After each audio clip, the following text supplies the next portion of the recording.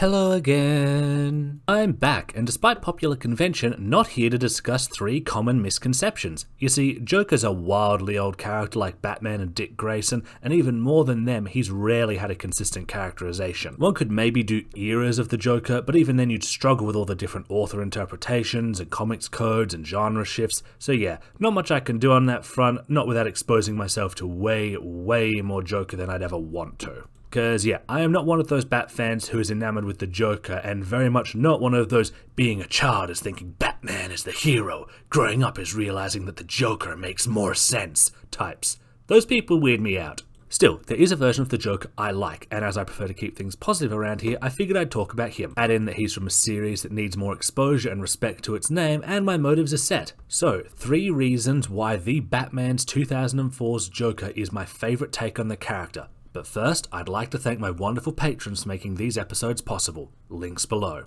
Point 1. Design and physicality. I don't care what anyone says, I liked the new design. It was a fresh spin on an old concept. The wild hair, the red eyes, the straight jacket, an unnerving way of moving that makes him look like a mixture between Jack-in-the-Box and Four-Limbed Snake. Compound that with him initially being able to fight and outmaneuver Batman, and this Joker had an incredibly distinct style that lent him a ton of versatility. It was a genuine shame that they rolled back these changes, so I hear, due to fan backlash. Also, his voice is incredible, managing to shift between shrieking jester and mocking baritones that can be incredibly threatening, and with a good high-pitched manner for mocking or genuine exasperation that lets his jokes land and his laughs soar. All credit to his VA. Point 2. His personality. First and foremost, this Joker is not so wrapped up in Batman. Early on, he describes Bruce as his favourite sparring partner, which fits well, but just as often he'll treat Batman as just another thing to be taken in consideration for his schemes, a hurdle to overcome to succeed. I like this because while Joker being obsessed with Batman can work, if it's not explored well or the writers don't realise it can make him seem kind of pathetic, it can quickly grow irksome. To me specifically. This Joker seems far more invested in Gotham, viewing it as his first and foremost, and is otherwise invested in his own schemes and his reputation as the clown prince of crime. Never let me said that he's not evil though. If anything, not being obsessed with Batman lets him diversify his portfolio. Maybe he'll kidnap and torture a cop because he's offended that the Gotham PD view a vigilante as more of a threat than him,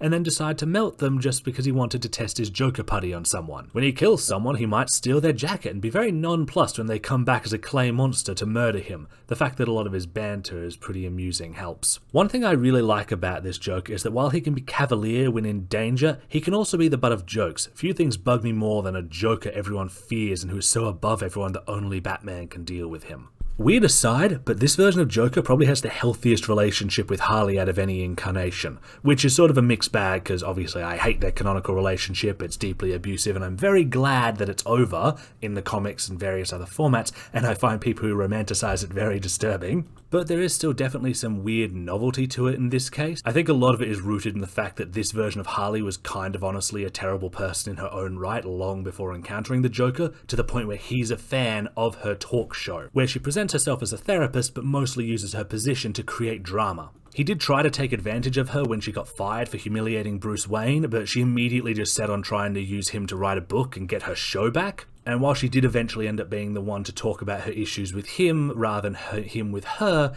ultimately it took all of half an evening for him to convince her, hey, you know what would make you cheer up? Blowing up a bunch of civic property. Consequence-free violence. It's better than therapy. He ends up ditching his initial gifts and plans to commemorate their partnership in favour of helping her plot out her revenge scheme against the guy who took over her show, but then ends up turning on her briefly when she treats him more like hired help than an actual partner. They end up sticking together for a little while after that fact, where it seems Harley's the one trying to make it work, but by the time the comics roll around, they've seemingly split up entirely and she's hooked up with Catwoman.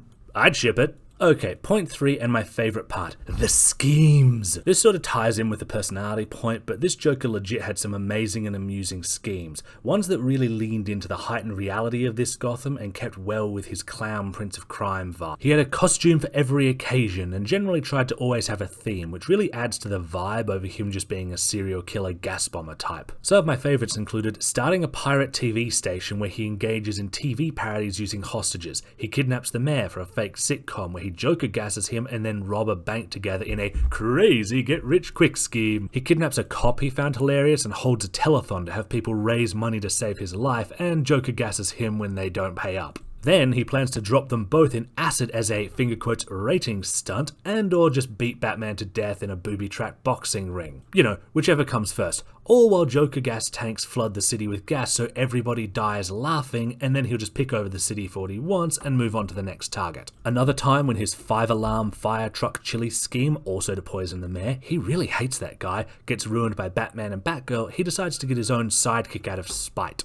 A kid he dubs Prank. They make a giant gumball machine to launch at and assault the Gotham PD headquarters with it, and when Prank turns out not to be up for murder, Joker decides to dump the kid in the same acid that made him, well, Joker.